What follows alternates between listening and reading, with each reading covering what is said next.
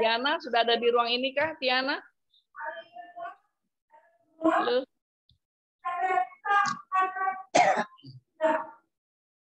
Oke, kita mulai. Bismillahirrahmanirrahim. Assalamualaikum warahmatullahi wabarakatuh. Waalaikumsalam warahmatullahi wabarakatuh. Yes, Ananda 12 IPS 4. Siang ini kita bersama kembali hitung-hitung reuni nostalgia ya. Pada saat kelas 10 kalian bersama Ibu. Dan sekarang kita bersama kembali pada kegiatan BK tentunya, dan apa yang akan kita diskusikan, apa yang kita kerjasamakan pada kegiatan ini, oke, nanti akan terjawab melalui kegiatan-kegiatan yang akan kita laksanakan bersama. Oke, dengan Bismillahirrahmanirrahim, mari kita awali kegiatan ini ya. Terima kasih kepada Ananda 29 orang yang sudah bergabung di sini, yang 6 orang lagi mudah-mudahan dalam perjalanan bisa segera bergabung ya. Ananda, ini adalah pekan kelima kalian berada di kelas 12. Waktu berjalan terus, tidak akan pernah mundur, dan kegiatan-kegiatan yang sudah direncanakan di sekolah tentu saja sudah terprogram dengan baik untuk kalian semua. Dan seperti biasa di kelas akhir, di kelas 12, itu adalah sudah berisi banyak tentu saja dengan kegiatan-kegiatan yang ada hubungannya dengan evaluasi, dengan ujian atau dengan seleksi atau apapun namanya, yang semuanya adalah ditujukan untuk mengukur kompetensi kamu setelah kamu 12 tahun dinyatakan sebagai pelajar, dan 2 tahun terakhir inilah bersama kita di SMA Negeri 64 Jakarta. Nah, kompetensi-kompetensi itulah nanti yang akan menggambarkan siapa kita sesungguhnya. Maksudnya kemampuan-kemampuan kalian begitu ya, akan siapa kalian sesungguhnya dan siapa kita sesungguhnya SMA Negeri 64 Jakarta. Nah, kalau berbicara hal demikian tentu tidak lain tidak bukan adalah berbicara belajar dan hasil belajar gitu ya. Oke. Setakat dengan ini bisa diterima ya, kenapa Ibu berada bersama kalian di ruang ini? Oke.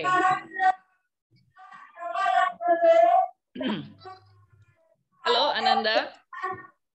Kegiatan orientasi kelas 12 tentu saja sudah disampaikan di pekan-pekan kemarin, dan pekan sekarang Ibu juga sudah sempat membaca hasil asesmen kalian dari kegiatan pengembangan diri melalui kegiatan uprolling ya. Oleh karena itu banyak hal-hal yang bisa dikerjasamakan, layanan apa yang sesungguhnya dibutuhkan oleh kalian selama kalian di kelas 12. Sudah ngisi data uprolling semua kan? Halo? Sudah ya? Oke.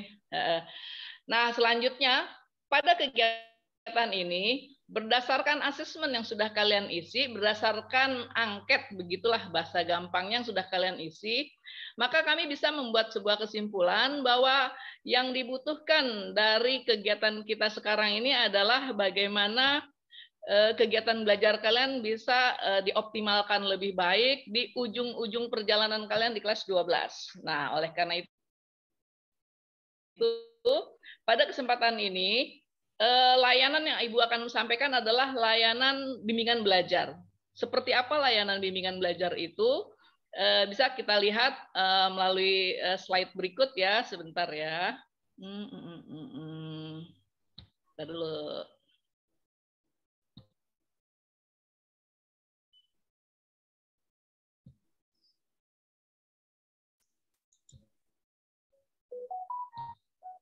Yes. Apakah sudah terbaca di monitor kalian? Sudah, Bu. Oke. Bu, mati loading. Hah? Gimana? Udah, Bu. Oke, sip. Sebelum Ibu lanjutkan, ini untuk PJ kelas 12 ya, Tatiana. Udah ada di ruang itu, Tiana? Ada, Bu. Oke. Bantu Ibu, siapa kawan kalian yang hari ini belum bergabung ya, sampai nanti di akhir kegiatan. Dan nanti di akhir kegiatan sebagai dokumentasi, tentu kita juga harus melakukan bukti visi kebersamaan ini melalui foto screen ya. Nanti Tiana tolong dibantu ya. Tapi saya pakai handphone, Bu. Oh yes. Siapa yang bisa bantu Ibu di sini? Saya bisa, Bu. Oke. Thank you Akmal ya. Oke, nanti di akhir aja tolong ingatkan Ibu kalau Ibu terlupa. Oke, bahwa kegiatan sekarang yang Ibu sampaikan adalah tentang layanan bimbingan belajar. Kenapa ini menjadi prioritas? Karena memang inilah yang menjadi perjalanan kalian, bagaimana belajar kalian untuk mengakhiri kegiatan di tempat dari hasil belajar itu sendiri. Nah, kalau bimbingan belajar sebetulnya nggak ada sesuatu yang istimewa sih, cuma kegiatan ini dilakukan semata-mata hanya untuk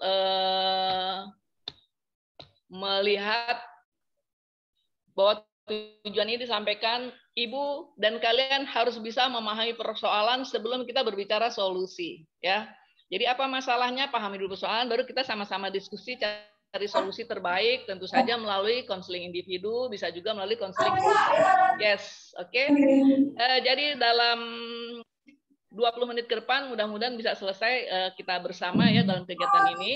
Oke, selain itu juga, nah dari tujuan layanan ini, karena kegiatannya namanya layanan belajar, tentu yang pertama kita ketahui adalah syarat belajar itu sendiri. Ibu rumuskan ada 5 hal syarat belajar. Untuk mudah mengingat, Ibu singkat kelima ini dalam singkatan PTSDL. Kita lihat satu persatu. P-nya itu apa sih? Kebaca nggak di monitor kalian? Baca, Bu. Yes. Penguasaan materi pelajaran. Nah, mohon maaf, Ibu banyak berteori dulu lah ya. Supaya tersampaikan dulu apa yang akan harus kalian ketahui dan harus Ibu sampaikan. Oke, berbicara penguasaan materi belajar, tentu di sini adalah bagaimana kalian bisa menguasai materi pelajaran dengan baik. Bahwa setiap hari kalian sudah di hari sekolah sudah belajar terjadwal dan setiap guru sudah siap dengan materi-materi yang memang sudah terstruktur dalam struktur kurikulum. Jadi tugas guru menyampaikan materi, dan tugas kalian adalah menerima dan mengembangkannya. Mengembangkannya ini bisa mandiri sendiri, bisa bekerja sama dengan teman, bisa juga berkonsultasi, berkoordinasi dengan guru atau siapapun yang kamu anggap layak untuk dijadikan rujukan. Ya, nah untuk mengukur bagaimana penguasaan materi pelajaran kalian, alat ukur termudah itu gampang. Gampang kata Ibu ya, ngerjainnya mudah-mudahan gampang juga. Bahwa setiap hari kamu pasti dapat materi baru dari guru kan. Lalu di luar PJJ tentu ada kewajiban yang namanya belajar mandiri di rumah. Saat belajar mandiri di rumah ada dua kebiasaan yang dikerjakan. Nih biasanya kamu kalau nggak baca buku, ngerjain PR atau ngerjain tugas, gitu ya. Itu standar. Sementara agak sulit terukur apakah kita sudah menguasai materi pelajaran apa belum. Nah, cara kita mengukur diri kita sudah menguasai materi pelajaran apa belum, ada buku paket, baik itu e-book ataupun buku yang real, yang nyata, buku cetak begitu. Lihat daftar isinya. Yes, di daftar isi pasti berisi bab dan subbab. Lihat aja bab 1, lihat subbabnya. Subbabnya kamu baca, kamu cerita sendiri. Apa yang diinginkan dari subbab itu? Ini dengan catatan kamu sudah terima materi dari guru ya. Nah, kalau kamu sudah berbicara sendiri subbab itu dengan baik tanpa melihat buku, itu salah satu indikator bahwa kamu sudah menguasai materi itu. Indikator yang kedua, bahwa di setiap akhir bab pasti ada yang namanya latihan. Kerjakan latihan itu. Saat kamu bisa mengerjakan soal-soal dalam latihan itu, menyelesaikan soal dengan baik, ini indikator kedua bahwa kamu sudah menguasai materi pelajaran. Andai kedua indikator ini belum ada pada kalian, baru kamu melihat apa isi bab per babnya, begitu. Lalu kerjakan soal, lalu tutup kembali, ulang kembali, begitu. Itu antara lain penguasaan materi pelajaran, baik yang eksak maupun yang non eksak. Maksudnya yang hitung-hitungan maupun yang menggunakan nalar, gitu ya. Oke, di IPS kan pekerjaan yang menggunakan hitung-hitungan misalnya geografi, matematika, ekonomi, ya itu biasanya menggunakan hitung-hitungan. Termasuk agama juga ada hitung-hitungannya. Kalau udah ngitung zakat, gitu, ngitung warisan, pakai hitung-hitungan juga kan.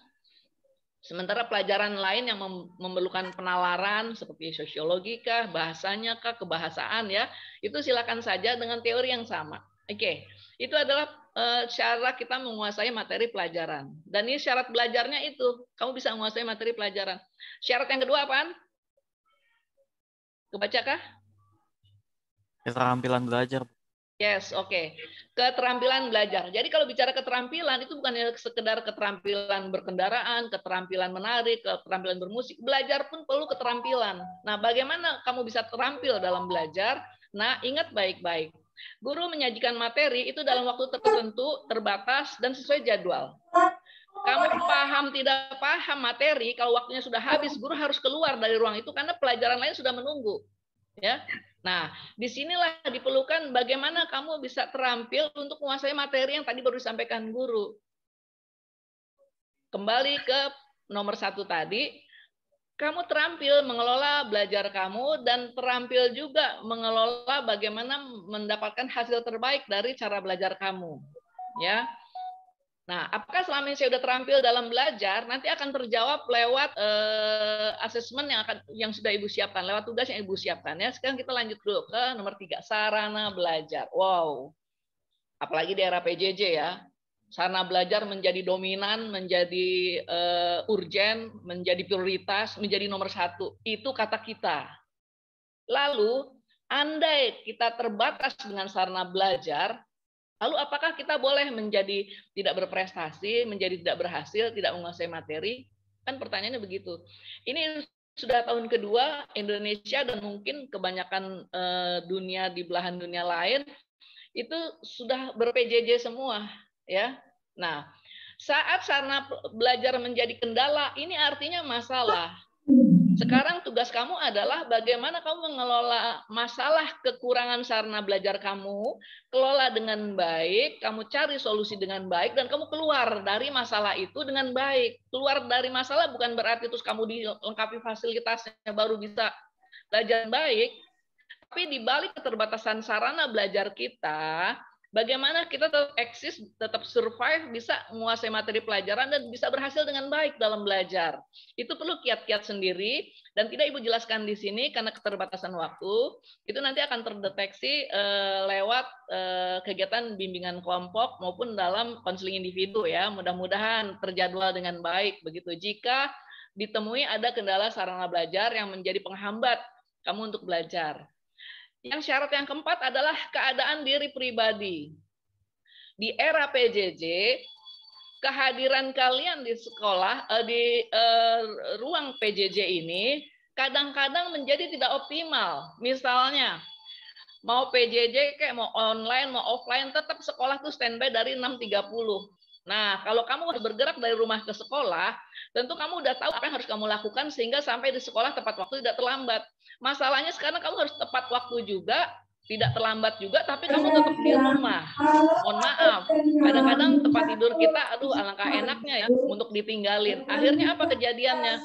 Ya udah, yang penting siap, kadang tidak sempat mandi, kadang mohon maaf tidak sarapan, pakai baju yang penting seragam, kamu langsung standby. Terbayang nggak oleh kalian? Saat otak kalian dituntut untuk konsentrasi, badan kamu belum siap, sementara guru tuh serius loh ngajar baik yang jam pertama maupun yang jam tengah maupun yang jam terakhir, nggak ada yang main-main.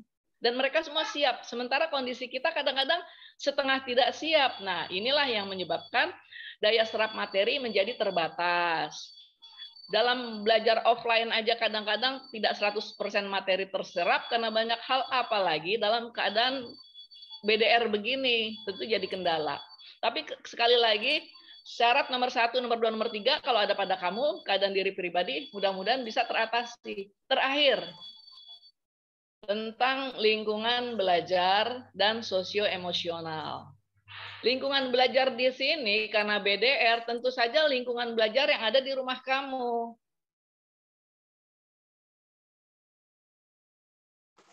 Coba kamu bisa ciptakan yang membuat kamu nyaman untuk belajar. Ya, Bu Sudut yang mana lagi?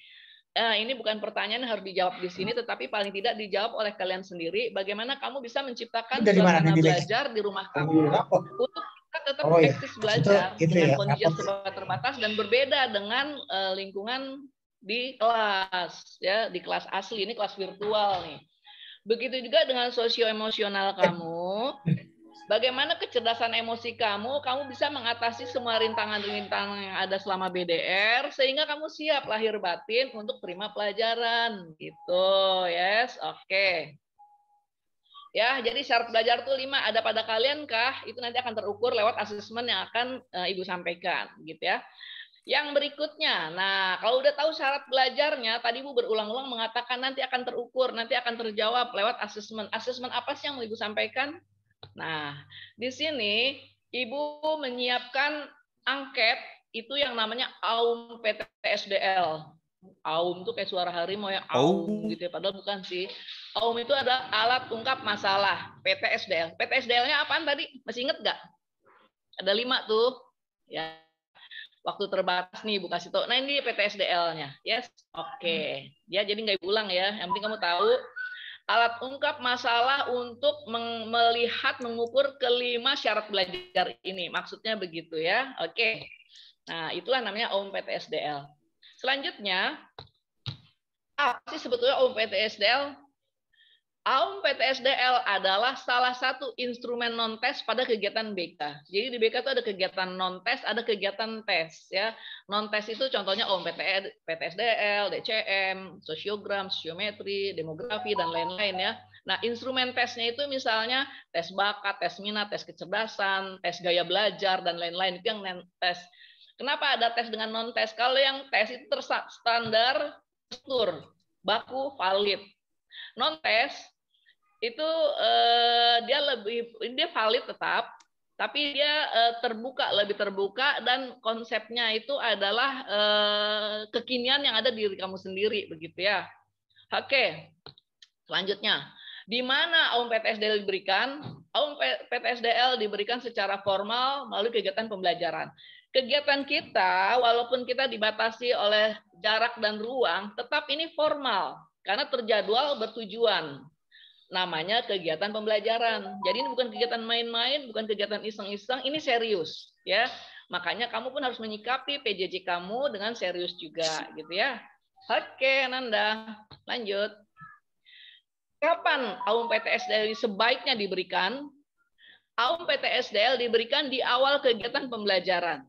Yes, ini Ibu anggap awal kegiatan pembelajaran karena pertemuan sebelumnya itu adalah orientasi kalian dulu di kelas 12. Apa yang harus kamu kerjakan, target apa yang harus kamu tempuh, bagaimana caranya, dan bagaimana mind mapping kamu untuk menuju ke pendidikan pasca SMA. Oke, itu Ibu anggap sudah ada di kalian semua lah ya, melalui kegiatan-kegiatan pertemuan minggu-minggu kemarin. Nah, sekarang adalah waktunya kita mendeteksi masalah pembelajaran kamu, dan ini diberikan di awal sehingga nanti data diolah, terdeteksilah masing-masing apa masalah sesungguhnya yang bisa menghambat optimalisasi pencapaian hasil belajar kalian. Yes, oke. Selanjutnya, siapa yang akan mengisi AUM PTSDL ini?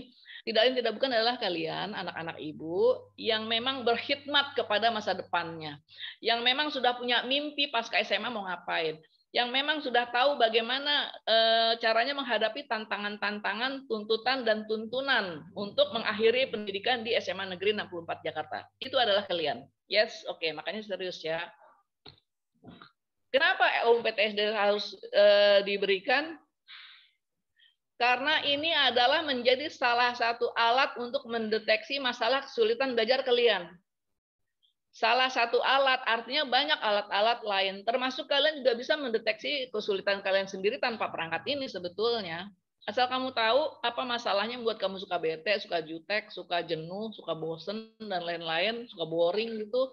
Kamu tahu apa penyebabnya, lalu kamu bisa cari solusi sendiri ya. Itu namanya kamu bisa mengkonseling diri sendiri, dan itu keren. Oke. Ibu di sini bersama tim BK selalu bersedia menjadi teman kalian, apapun kendala yang kalian hadapi, kita diskusi, kita sama-sama cari solusi, dan kamu yang menetapkan membuat keputusan solusi apa yang akan kamu ambil. Termasuk solusi jika kamu mengalami kendala dalam kesulitan belajar. Yes. Lanjut. Nah, bagaimana AUM PTSDL itu sesungguhnya? AUM PTSDL ini diberikan melalui angket yang berisi pernyataan yang harus dijawab. Silahkan kalian jawab pernyataan dalam angket itu dengan jujur dengan kondisi yang kamu rasakan. Jadi nggak ngarang. Sehingga kalaupun Ibu melakukan pengolahan data, menganalisa data, paling tidak mendekati kebenaran. Gitu.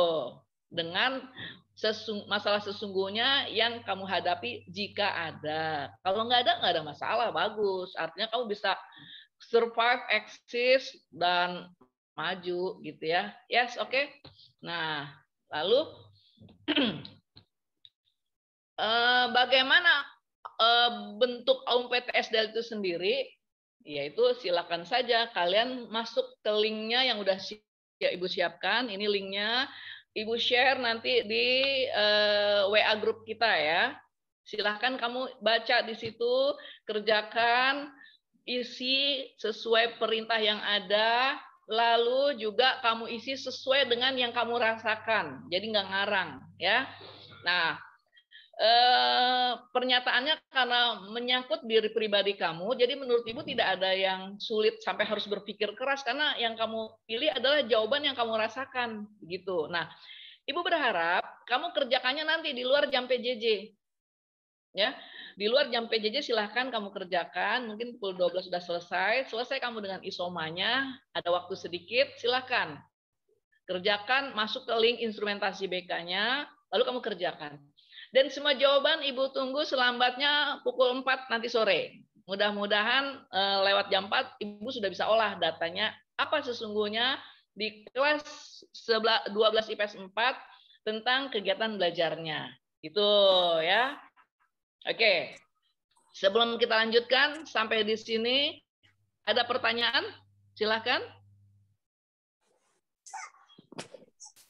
Sudah ada, Bu.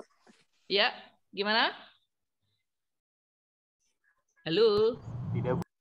Oke, lanjut ya. Jadi kamu paham jelas ya. Yang pertama, kenapa Ibu menyampaikan layanan bimbingan belajar pada pertemuan sekarang?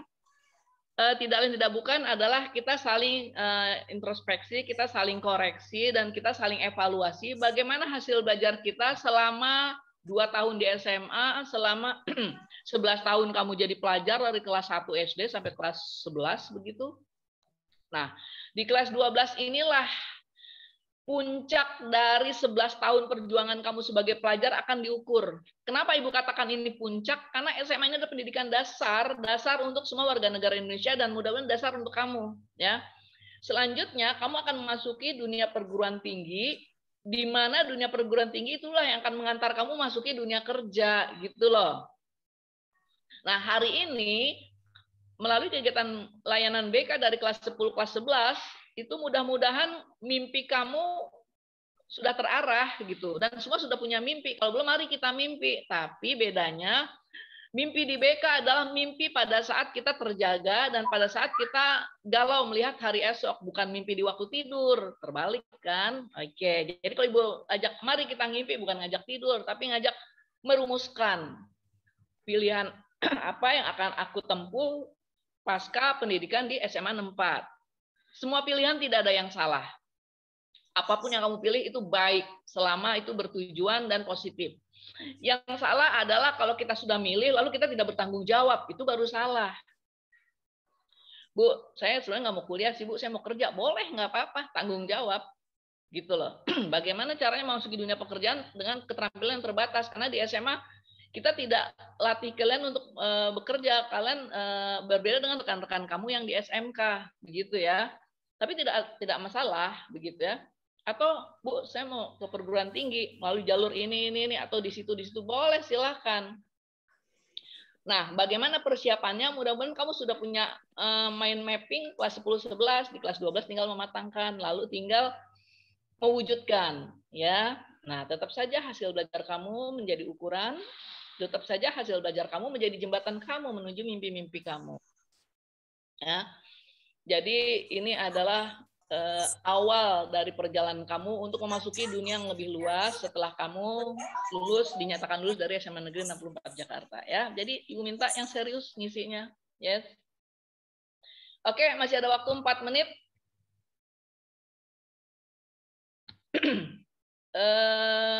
Barangkali ini yang disampaikan dari tayangan yang perlu menjadi perhatian kalian gitu ya. Nah, selanjutnya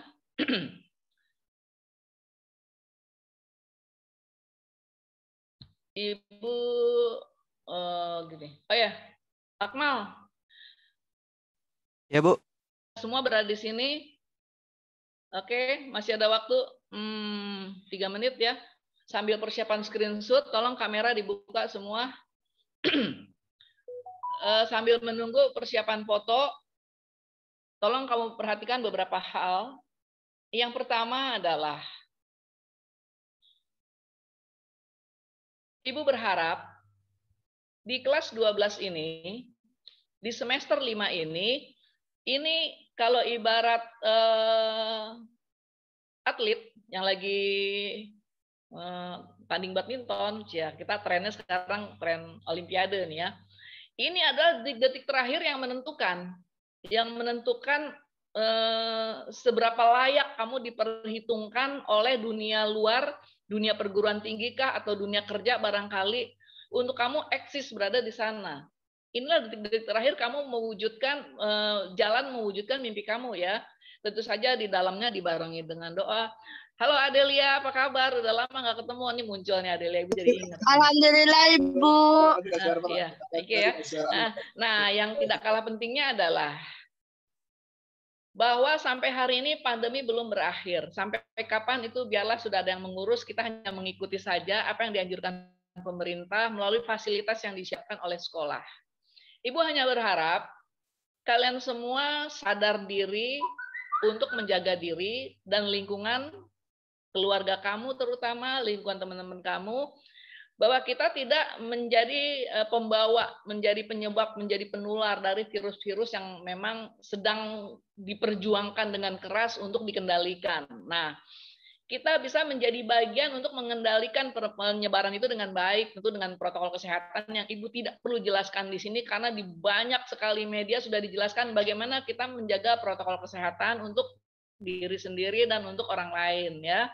Ibu hanya berharap kalian tetap sadar bahwa kita hidup di era yang memang sekarang sedang wabah, lalu akhirnya semua jadi terbatas, termasuklah belajar kita menjadi terbatas ya, tetapi itu tidak menjadi masalah selama kita sadar tujuan akhir kita di tempat itu mau ngapain gitu loh ya. Nah, yang berikutnya, tolonglah nak, segigih usaha kamu, sebagus rencana kamu, tetap rencana Allah yang berkuasa atas kita. Oleh karena itu, di setiap kesempatan, kalaulah cita-cita itu adalah sesuatu yang goib, kita yakinnya ada tapi tidak kelihatan, itu kan namanya goib ya. Silahkan kalian doakan cita-cita kamu sendiri. Semoga Allah mempermudah perjalanan kamu, mewujudkan mimpi kamu. Jalurnya itu banyak sekali pilihan, walaupun semua serba terbatas dan dibatasi. Tapi tidak menutup kemungkinan kita bisa menjadi pemenang dari perjalanan yang kita tentukan sendiri. Tinggal kesiapan kita, keseriusan kita, iya nggak nih, gitu ya. Yes, oke, Ananda. Gimana Akmal? Udah oke semua? Pakai kode 1, 2, 3 gitu? Novel? Oke. Akmal? Ya, Bu. Yes, sudah siap ya? Ya, siap ya. 1, Oke. 2, Alhamdulillah di sini juga Bapak Kepala berkenan 3. bersama kita ya. Terima kasih Bapak.